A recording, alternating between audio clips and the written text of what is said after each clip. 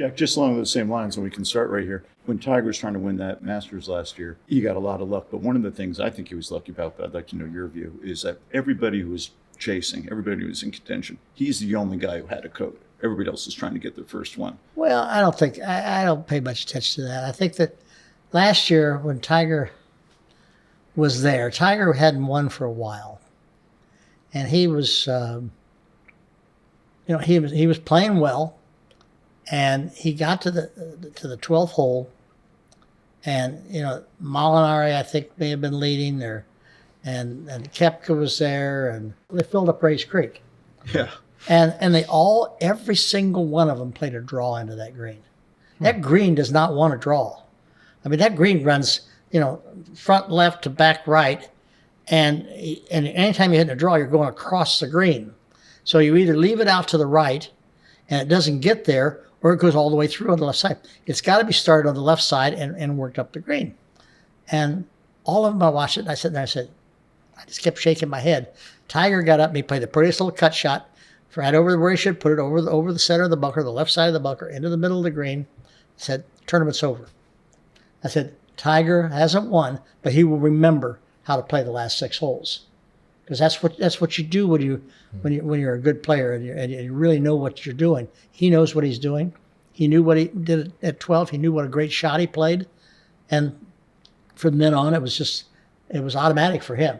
Yeah. I mean, sure, he still had to play a couple under par, but he played it pretty darn well, and so that was sort of my feeling with it. I mean, it didn't matter who was there at that point, because once he moved into the lead and once he played 12 the way he was going to play, everybody else was trying to see, how do I recover from where I was?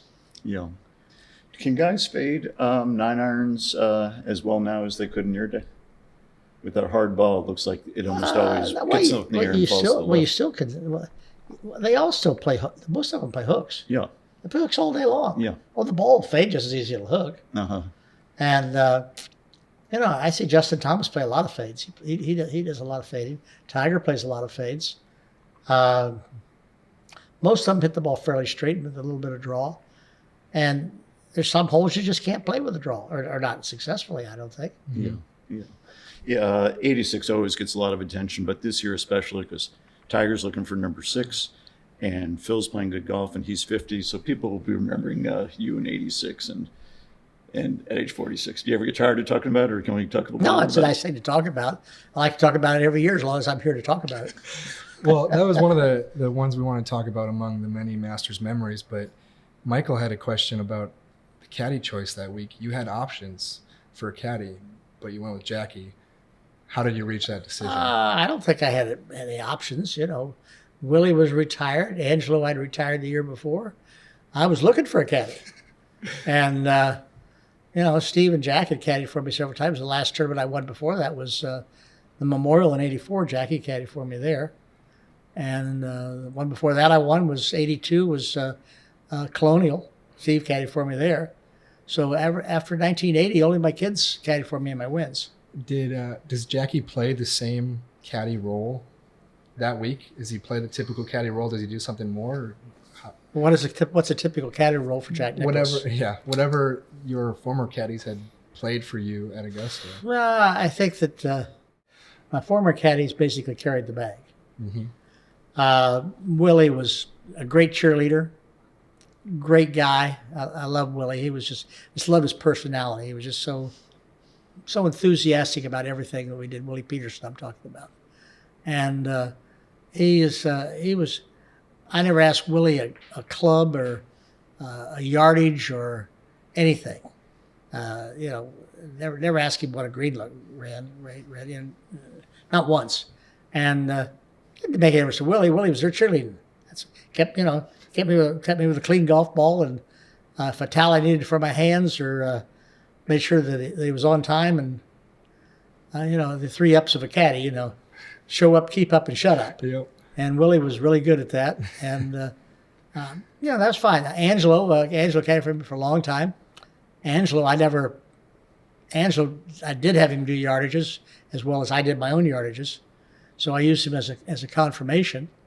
But I never asked Angelo one time ever a green. Is there a or ever whatever he thought on the shot. I never did. And now Jackie, on the other hand, he's one that who understands me, plays golf, plays well. I always turn around and say, "What do you think? 5-iron? What do you think? Good hard wedge." I mean, you know, I would ask Jackie because Jackie would understand and go there. Not that I, you know, I would never go. I never once went against what I wanted to do, but he was also my son, and I would. You ask you don't want to put your kids down, so you use more confirmation from your kids than you would from somebody else. But Jackie also read the greens well, and he played Augusta a lot, so we sort of looked at it, and we liked the 17th hole at Augusta. Mm-hmm. We got on the green. I had that about 12-footer, and he says, "What do you see, Dad?" And I said, "Well, I see the ball going up. It's going to turn a little bit right. Then it'll probably turn back straight out towards Ray's Creek." He says, "You sure?" He says, "I can see it going right." He says, "Be sure it's going to turn back to Ray's Creek." I says, "Well, I think it will." So I hit it. The ball broke a little bit right and it straightened back out and went in the hole. Now I've gone back and putted that ball. I mean, they changed the grass on Augusta greens so often that putt's never broken back left again. Wow. So it's, it happened. It did that time, which was the right time to do it. But no, I would ask Jackie on a variety of things there, and it's it was fun to have your son. Fun to have him. Fun. He was a good player. But I didn't really pay a lot of attention to, advice of a caddy. Mm-hmm. I really wanted my caddy to be a supporter, a friend, a booster of what I was doing, not by trying to.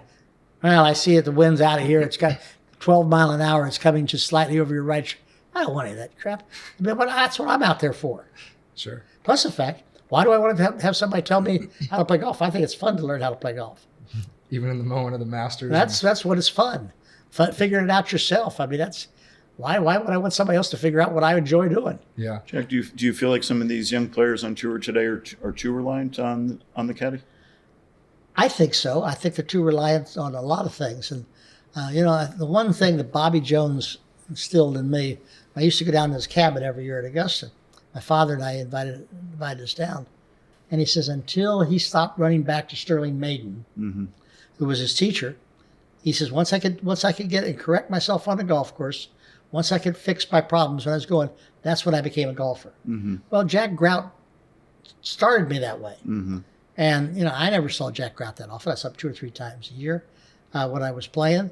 And, he really didn't say that much. We just sort of talk and look at it. And if he saw something, he'd say something. But he wanted me to figure out how to play, what to do, and how to do it. And that's why I relied on it. Now, I think that the players today would be, and I'm not saying that it's wrong what they do, because that's the way they've been sort of taught to do it that way. But I think that they would be a better player. The more they rely on themselves, then they don't have any question in their mind when they pick up that club and hit it. And says, this is a 7-iron, and it's a good 7-iron. I got to cut it slightly. That's their decision, and they're going. I think if they have their own conviction of what to do, then I think they probably would do better in the long run. I don't think Tiger relies a lot on his caddy. No, although he has a good caddy. I mean, but they all had a good. And Angelo was a good caddy. I had a good caddy, but it was like it depends on what you do. And I personally feel they would all be better players if they relied more on themselves. And along the same lines, Jack, it's been exciting to see Tiger not running to Butch or Hank Haney or Sean Foley, figuring it out for himself. Well, I mean, here's the best player in the world is out running around seeing somebody who can't break 80. I mean, hello. He won the U.S. Open by what? 15 one year. Yeah, 15 shots he won at Pebble Beach. Yeah. And the next day he's out getting a lesson from some other guy. I said, really? Tiger's a smart kid. I mean, that shouldn't happen. And I think Tiger's figured that out. I don't think Tiger pays a whole lot of attention to somebody else today. Now, there's nothing wrong with another pair of eyes. A pair of eyes are good. Mm-hmm. And that's what I use. Anybody asks me, I could have Jackie or Steve, or I could have Angelo or something, and I'd ask behind us, I says, where am I aiming? Or Yeah. you're looking at the top of the club. Where is my club? He says, where do you want it? I said, well, I'd like to have my hands underneath it, my thumbs underneath it. I want the club hanging about 5 o'clock. And they would tell me, I know what I wanted. I would just, today they have a camera. Right. You can go, and then you can show it right back and you see it. We didn't have that. I remember when I won the U.S. Open at Pebble Beach in '72. I flew all night, and I had VHS made of the movie, or of the Open. And before I went to bed the next day on Monday, I watched the whole tournament because I had it fresh in my mind. And I watched every shot, and I watched everything, and so that I knew what I did. And if I had a shot that I wasn't comfortable with, I looked at it. I maybe looked at it 2 or 3 times. I says, why did I do that? Was that a judgment call, or was that, was it a swing error? What was it? And so, I wanted to make sure when I'm done. It's just like when every day I play, I'd finish my round 98% of the time I went to the practice tee, because I wanted to find out what I was doing wrong all day. I wanted to find out what I needed, what I did right, and I wanted to find out what I wanted to do the next day. And then I never took golf home with me. Yeah. And I think that's important, to not take golf home with you. I mean, how could Barbara live with me if I'm taking golf home every night? It's like I had peace of mind when I went home because I was confident what I was going to do the next day. You left it there. I want to talk about 1965 because you win by 9 at Augusta. And I went back and I read the Sports Illustrated game story, and it was being treated by the media as a statement. Jack has made a statement to the rest of the golf world. And I was curious if it felt like you made a statement. Well, I don't know. I wasn't trying to make any statements. I was trying to win a golf tournament. I just happened to win by 9. I shot 64 the third round, and it was like a pretty good round. Now, I'm still leading by, I don't know how many I was leading by going in the last round, but I think I needed to shoot. How would I need to shoot to break Hogan's record? 71. I shot 69 or something like that. Whatever it was, I don't remember. And all I was trying to do is win the golf tournament, and I continued to go low. And sometimes that happens. I think that's what happened with Tiger at Pebble Beach. I mean, he was trying to win a golf tournament, but he just kept making birdies, and it was kind of fun to make birdies. So why you want to go make bogeys? Yeah. And so that's what he did. I guess I was just impressed because, from my perspective, I go back and I look at the leaderboard, and the people that finished right behind you were Arnie and Gary. Yeah, they tied for second, didn't they? Yeah, and it's like, holy cow! Not only did he win by 9, but like those are the guys that were playing well enough to win. Well, I was tied with him after 36 holes. We were both all 3 of us were 138, and then I shot 64. What was I shoot? 271 that year?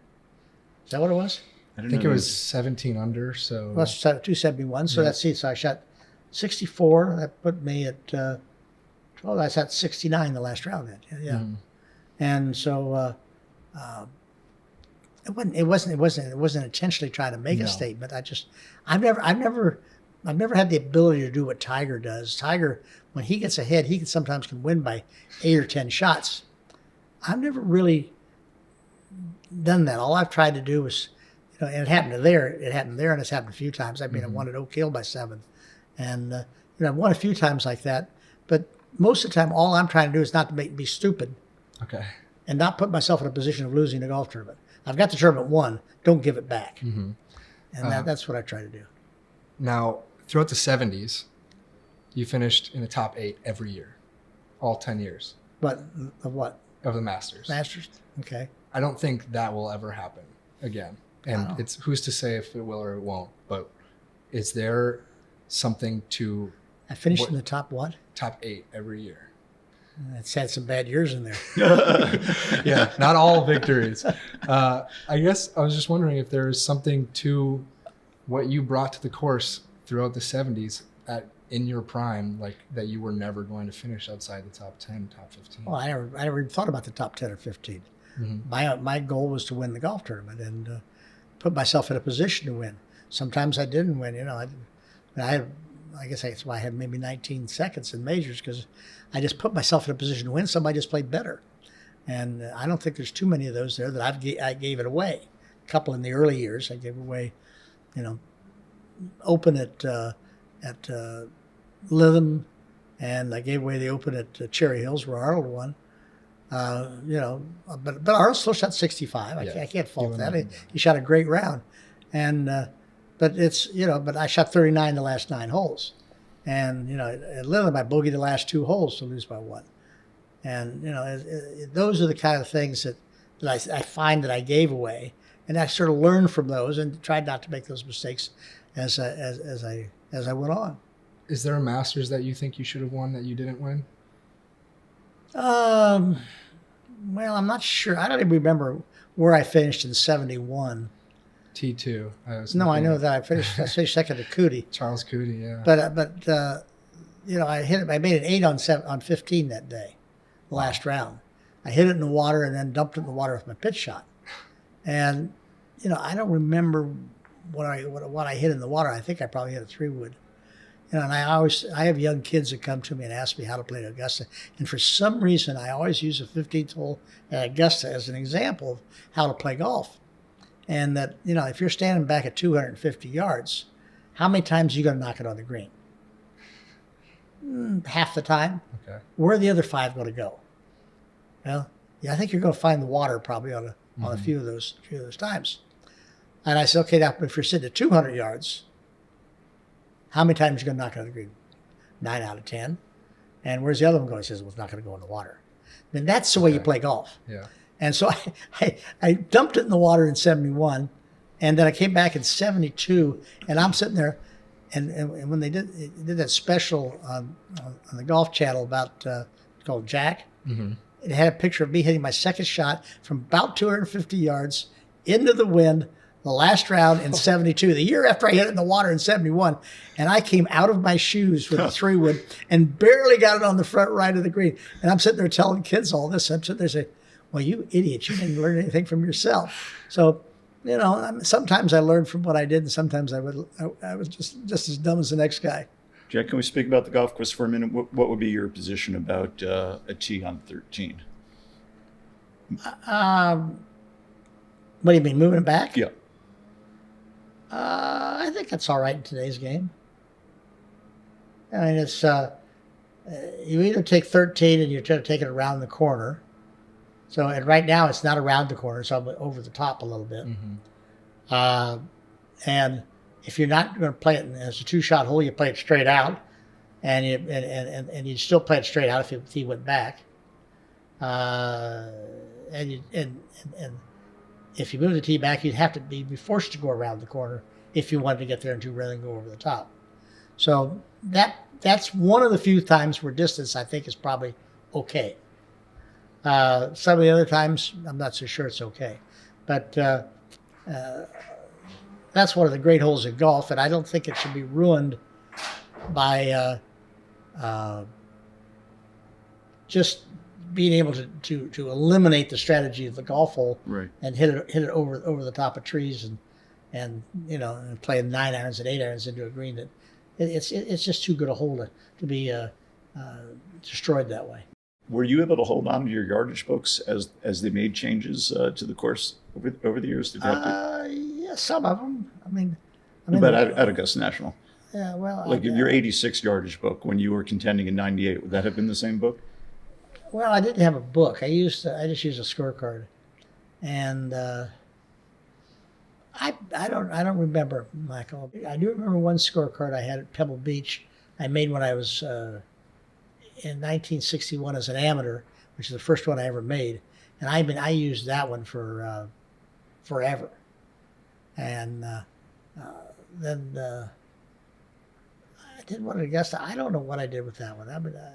I had a little sort of file folder that I had here at home. Mm-hmm. I come home and I put them in my folder, get ready to tournament. I pull them out and put them in my pocket. And but I never used any books. Mm-hmm. Until I got to a course where they had a book, and I might use the book because it was easier. Right. John, did you want to check about some of the golf course questions that you had in mind? Yeah. 4 of your Masters, the first 4 victories, you either had the lead or a share of the lead going into Sunday. I don't know. And I'm interested if you think that there's a blueprint, because in like 3 weeks, someone's going to wake up on Sunday with a share of the lead. Is there a blueprint to turning that course into an asset on Sunday? Well, I think if you're leading the golf tournament, you're in the lead. You know, you've played 3 rounds better than anybody else, and you know you need to go out and figure out how to finish it. So you weren't a scoreboard watcher? Yeah, no, I looked at the scoreboard. I think if you don't look at the scoreboard, you're an idiot. But A lot of guys these days don't look at the scoreboard. well, how do they know where they are? It's surprising to me. I mean, you've got to look at the scoreboard to figure out what you're doing. I mean, good gracious, your game of golf, it's like you're playing match play essentially as you get down near the end of a golf tournament.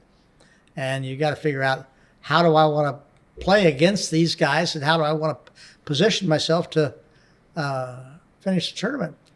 But you know, I never really thought much about the lead. I guess if I go back and I think I looked it up about a year or so ago. Of my 18 majors, I think I was leading in the last round 12 of those 18 times. Mm-hmm.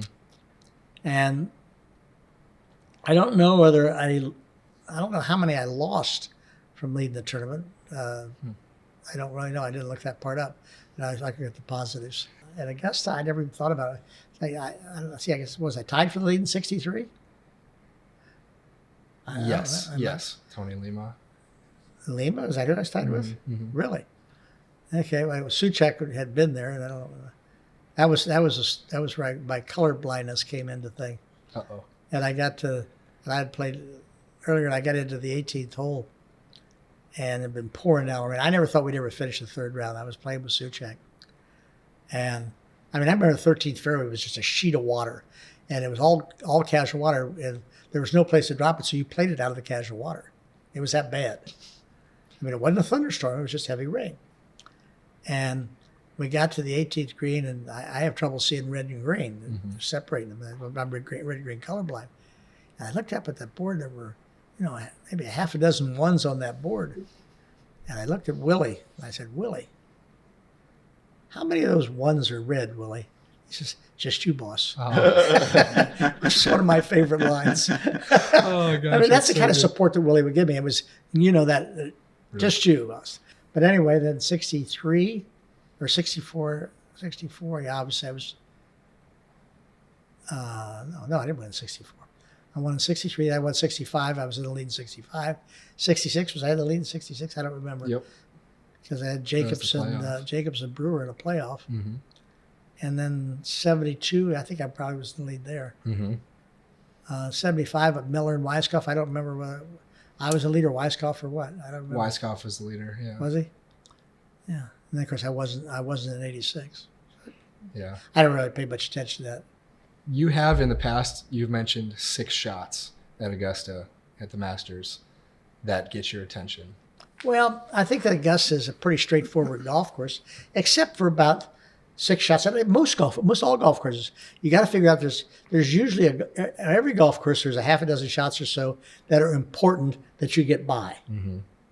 And at Augusta, the tee shot at number 2, Mm-hmm. I mean, you can't get down there to that Delta airline booth down there at the left. That's a bad place to be, and that's a bad way to start a round. And I don't think there's any other shots on the front 9 that are all that important. Mm-hmm. That can get you in a ton of trouble. The second shot at 11 can get you in a lot of trouble. You put it in the water there. The tee shot at 12 is a lot of trouble. I think both the tee shot and the second shot at 13 can get you in some trouble, and the second shot at 15. And I've never felt like I don't think I've ever hit the ball in the water at 16, so I never really worried much about 16. Wow. Because I mean, at 16, I don't ever hit the ball.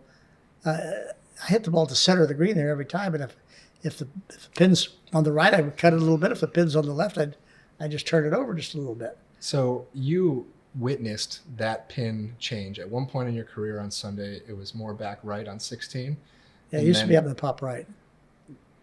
If you had to choose one, which do you think is a better pin location? Well, I think from the excitement, from the gallery and everything, the back left is a great pin placement. The one up at top, I mean, it was like, okay, we're on 16 now. Let's see, how can we get to 17T without destroying anything? That's a tough shot. Yeah, it's a tough shot. I made 2 in there on that in 63, and of course I made 2 on it in 75. But I think that the back left pin position really is a giveaway pin position. It's a giveaway for birdies. I agree. And so, I like that one from the finish of the gallery in that tournament. Okay.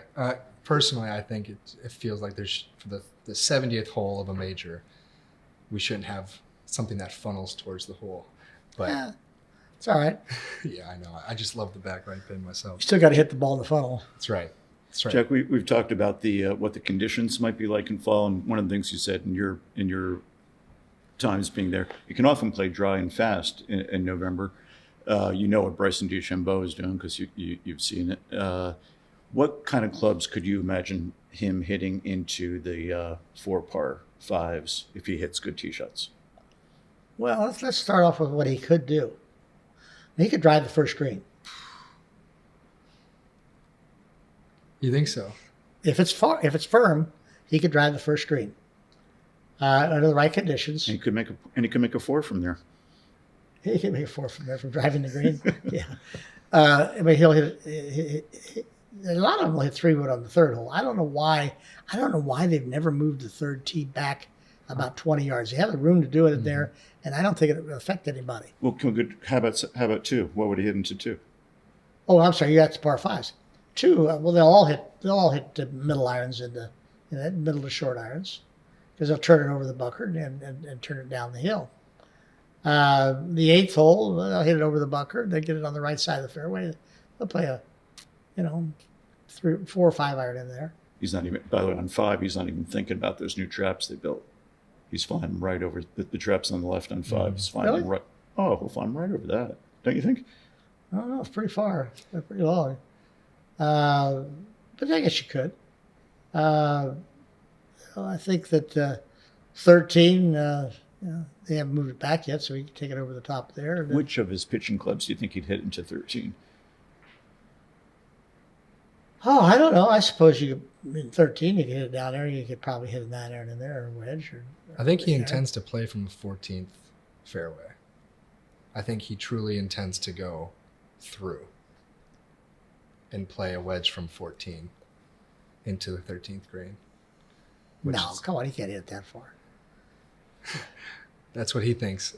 But well, I don't know. I have no idea. Yeah. But I mean, I haven't seen him in person hit a golf ball except on television at the Open, and and of course in the Memorial Tournament, he hit in some places I couldn't believe it.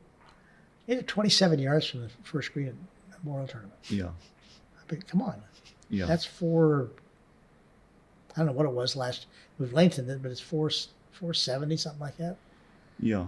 Well, anyway, if he could do that, he could drive the first green, and then 15. All he's got to do is, all of a sudden, he's got a wide fairway because he'll hit it past the trees on the left, and he's got to hit it down there. He'll hit a little pitching wedge into in the 15.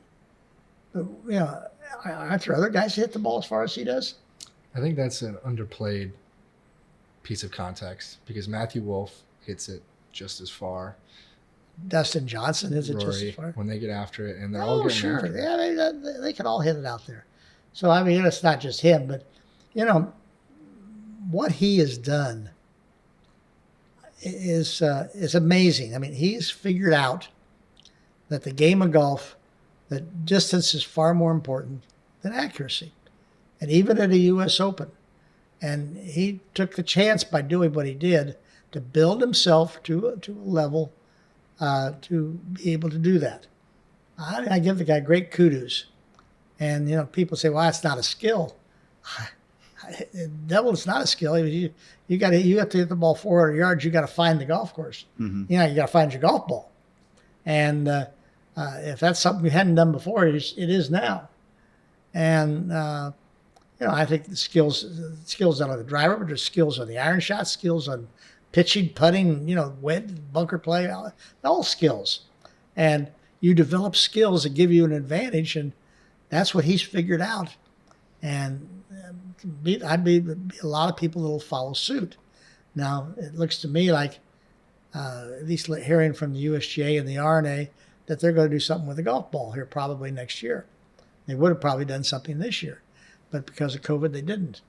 And, I don't know what they're going to do. We'll figure it out. We'll find out. But they've got to do something that brings the game of golf back in, and let them. They got to play the golf course that they're playing. Okay. They can't be taking and playing a golf course that's not there. That's the problem that's happening. It doesn't bother the average golfer. The average golfer needs length and he needs to get out there, but the pro needs to be able to. You need to be able to harness him a little bit. Jack, sorry to interrupt, but just to follow up on what you just said, because I had not heard that. Do you think we're getting closer to a golf ball for elite players that won't go as far? I don't know what it'll be elite player. I think it'll be for everybody. I think they'll bring the golf ball back. I don't know what they'll bring it back, but I believe that they're going to do it. I mean, at least all the reports that I've had, and I think they've talked openly about it, that they were going to do something this year, and they couldn't do it because of COVID, because they didn't feel it was fair to the manufacturers. But what they're going to do, I don't know. I mean, maybe they're going to do another study. I don't know what they're going to do. You never know what they're going to do. I mean, they've been studying this thing for 40 years. Right. Or more than that, actually.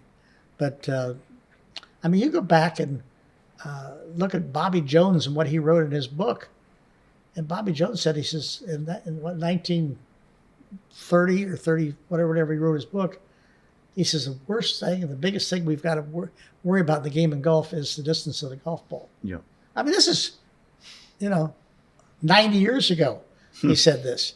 And we've continually gotten longer and longer and longer. And you hit some 8 irons into 13 and 15 over the years, I'm sure.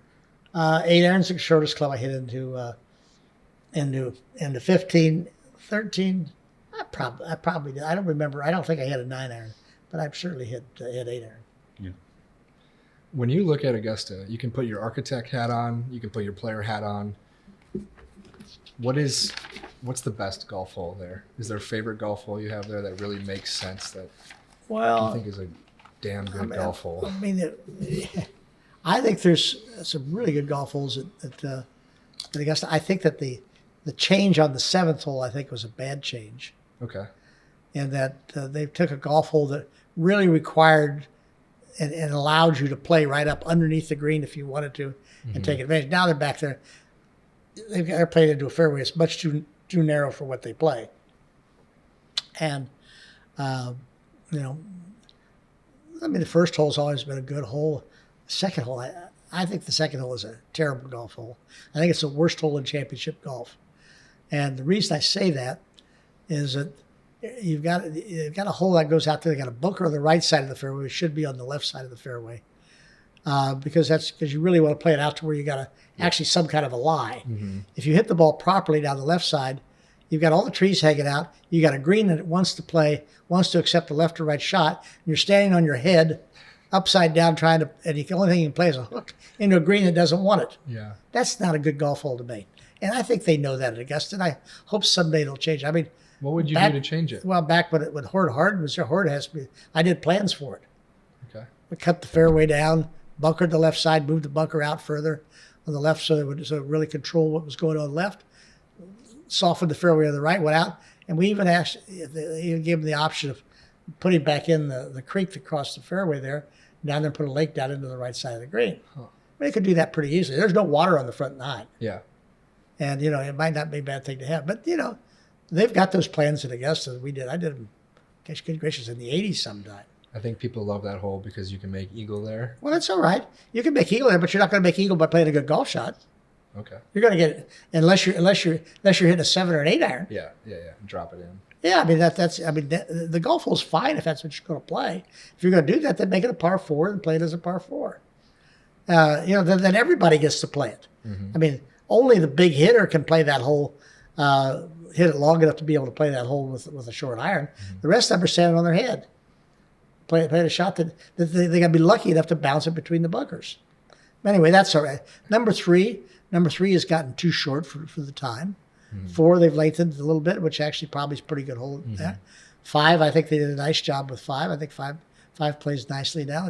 They made the change a little bit on the green, and I think they made good changes there. 6 has always played nicely.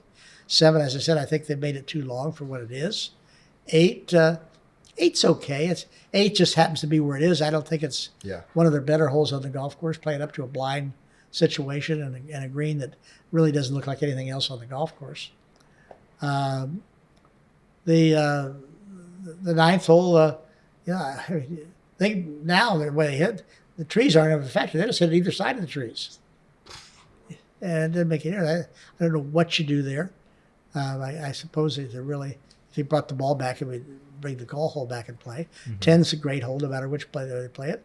11's fine. There's nothing wrong with 11. I think 12 is a super hole. I think 13's a super hole. And I think the length of 13 would help. 14's okay. It's sort of a modest hole in the middle with a very difficult green.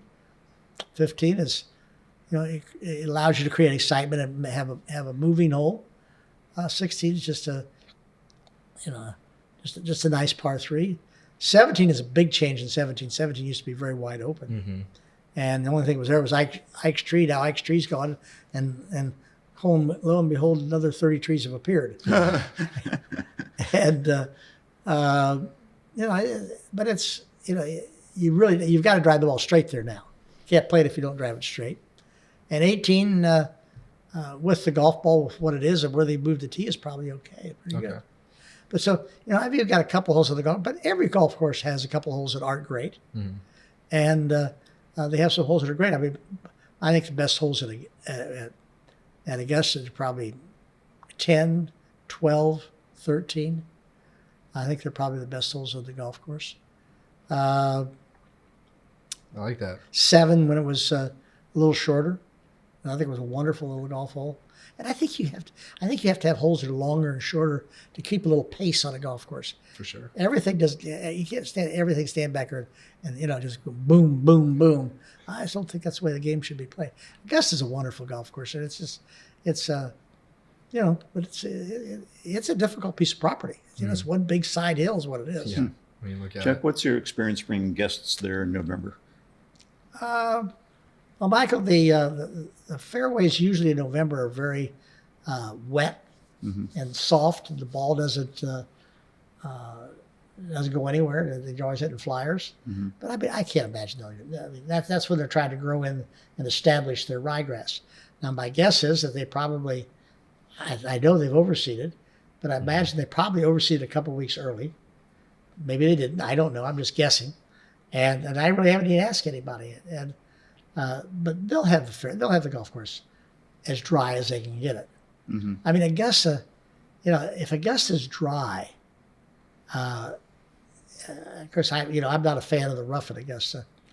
I mean, all other places have rough, so in Augusta they didn't have any. I thought that was one of the beauties of Augusta. You could take the ball, hit a little hook or a little fade, it would run right off into the trees. And now the rough stops the ball, and the rough is no factor to those guys. So, I wish they would cut the rough and have the fairways fast, and then you're going to see some scores go up because they won't be able to. You're going to be playing the ball out of the trees all day long if you hit an errant shot. Now they don't hit the ball out of the trees, but it doesn't make a whole lot of difference what they do. Augusta's Augusta. It's a great place. It's a great place for a tournament. They'll have a great Masters in the fall. They'll miss the azaleas, but greens will be the same. Has your position ever changed on the idea of Augusta National giving the competitors a golf ball to play? Well, I don't think they necessarily give them a golf ball to play. I mean, they could, and I think that Augusta thought about it and considered it for a while, but I think they felt like that would put them above the rules of the game of golf, and I don't think it was a proper position to take. And so I think that they would like to see the golf ball come back a little bit, as with most tours. Actually, I think most of the players really would like to see the golf ball come back. They all. I mean, you ask any of the players, and they give you an honest answer. They say, "Well, no, it's a joke." Yeah, but a lot of they're not going to say that simply because the manufacturers won't let them say that. If they say that, they say, "I'm sorry, you're out of here." Yeah. Right. Right. And so anyway, that's. I think the players would like to see the game come back to a little bit more within what's there. Do you think if Tiger had played an era of steel shafts, balata ball, persimmon head, 43-inch driver, do you think he would have won more than he did? Probably. Yeah, I think Tiger was a magnificent player. He won a lot. and percentage-wise, he won more than I did. And but he's a Tiger would be a good player anyway. Even today, Tiger's golf swing looks terrific. I don't know whether his body will hold up for him or not. I think he's probably why he hadn't played is probably because he's hurting. Right. And I'm guessing I don't really know. I haven't asked him. That's none of my business. But it's it appears as though he's trying to save himself for when he needs to use his body. Right. There was Tiger proofing of Augusta. People are discussing now, could there be Bryson proofing? Was there ever any Jack proofing of Augusta? Did they ever change the course because... Well, they moved the bunker back on number 1. Okay. They moved the bunker back on number 2. They put the bunkers in on 3. They put the bunkers in on 5. They moved the bunker back a little bit on 8, or the tee back. They 11, 12, 13, 14. I'm talking about specifically mine. There were no bunkers on 18. And, I just hit the ball, the last round, I just hit the ball, let it go out in the driving range anywhere it left, the old driving range. And so they put bunkers there for that, and trees up the left side. Mm-hmm. So they did a lot of things to jack-proof the golf course. And they did more. They kept adding things. They've tiger-proofed it in areas, and now they got to figure out. I guess they got to put lakes at about 400 for DeChambeau. Yeah, exactly. Was that a phrase, jack-proof? Huh? Did they use that phrase? We're going to jack-proof for the course? Oh, I don't know. I don't know. They would never use that No. because I don't think they would. I don't think they discriminate to that level. You're right. I mean, they would say we're trying to restrict the longer hitters, Make improvements. make improvements. That's right. But it's okay. So you won at 46 years old, and I'm curious if you think a 46-year-old or older player can win today with the modern game. Oh, sure, absolutely, No problem. I wouldn't think so. How about Phil? That's interesting. He's 50. He hits it good. Well, if Phil can control himself to keep the ball on the golf course, I mean, Phil is still a great player. He plays beautifully, but his sole thing is to drive the ball as far as he can. I mean, he drives the ball plenty far enough. Keep it in play. If he can keep it in play, I guess there's no reason in the world why he can't win. Yeah. One of Michael's questions that I loved was in relation to your colorblindness, and you wore yellow during many of your victories. What does yellow look like to you? Does it look like yellow? I mean, I'm red-green colorblind, Yeah. and So yellow yellow- looks like yellow. I mean, I don't have any problem with yellow. And the only trouble I really have, and the biggest example I have of red-green colorblindness is you have a lateral water hazard. They paint red paint on the green grass. I can't see it. Wow. Or I see down in Florida here, they have the Royal Poinciana tree that has big bright red flowers on it. It's a green tree to me until I see the shape of the flower, and then the red pops out. And then it's a poinsettia. And not poinciana. Okay. And like I suppose you could probably use a poinsettia too. I could probably see Yeah, green leaves and I have see red and pop green. red. But I don't have much problem with. I mean, people say, "Well, how do you do a stoplight?" Well, I've never run a green light. That's how I found out about it. Is that I went through flight safety to get my pilot's license, and so when I went through and get my physical, they took a colorblind test because you had to be able to identify the green lights on the field, and I couldn't identify a green light. A green and white light looked the same to me, and I mean I can see the difference between a red light and a green light. I mean I look at it, they're there, but it's I never had that issue. It was a white and green that I had a hard time telling apart, and I was 29 years old when I found out I was colorblind. Wow. How did you find out? As I said, on my physical. Oh, because of the... They did the book, Yeah. little book you see the numbers in, and the guy tested it, and I didn't see one number or letter within that book. He looked at it, he says, "Jack, you are the most colorblind person I have ever tested." Wow. 29 years. That's incredible. John, I think we're at that point where we need to wrap things up. Why don't we each ask one super duper tough one of Mr. Nicklaus? Okay, I'll go first. Give it to me. And you think about it. Jack, can you imagine what your life would have been like without golf? What has golf meant to you in your life? Well, golf is a game. But, it's a game that it gave me the opportunity to do so many things. It had nothing to do with Barbara. Met Barbara before I turned pro. We got married before I turned pro. I think we would have had the same number of kids. I think that we probably the same number of grandkids. I don't think golf affected that part of it. Mm-hmm. And I'm blessed by that because Barbara didn't marry me for my golf or marry me for anything like that. Mm-hmm. The thing of my life that has changed because of golf is, not only would I win the golf tournaments, but golf put me in a position to be able to design golf courses. Mm-hmm. Took a second career. Mm-hmm. Nobody would have had Jack Nicklaus design golf courses if I wasn't Jack Nicklaus, by my record. And my third career, which is, children in hospitals and philanthropy, Barbara and I when Nan was going through her choking issues in 1966, we said that, if we were ever in a position to help others, we wanted it to be children. And so the Memorial Tournament from the day one has benefited the Nationwide Children's Hospital in Columbus.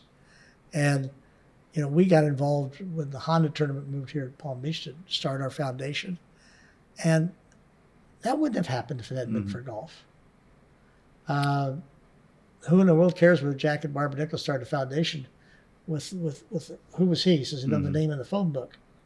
And so golf has provided the opportunity and opened the door to do so many things in my life but it fortunately has not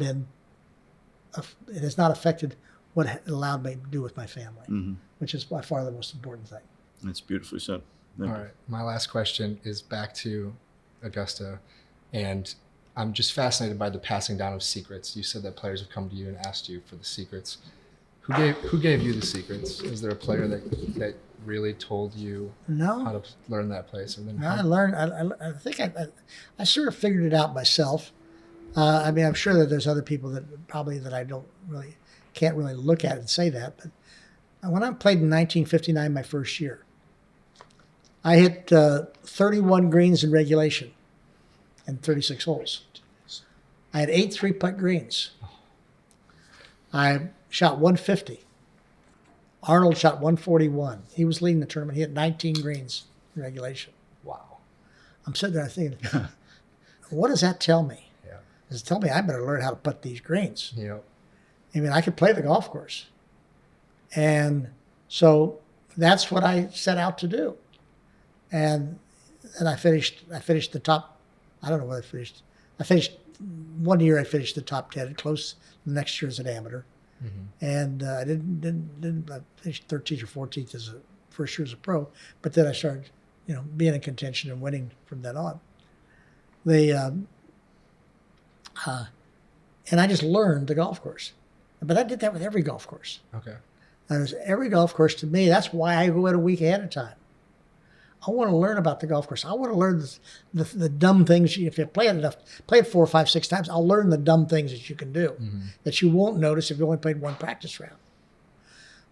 And then I figure out how to handle those. And those 6 tough shots that you talked about earlier, you'll figure those out. You figure out how to play those 6 shots so you don't put yourself in jeopardy at that point in time. Those are the things you figure out as you play. That's just using your mind, figuring things out. DeChambeau has figured things out in a way that benefits him and gives him an advantage. Well, I did the same thing in a different way. I figured out what not to do, what to do, how to go about it, how to prepare for it, and then execute it.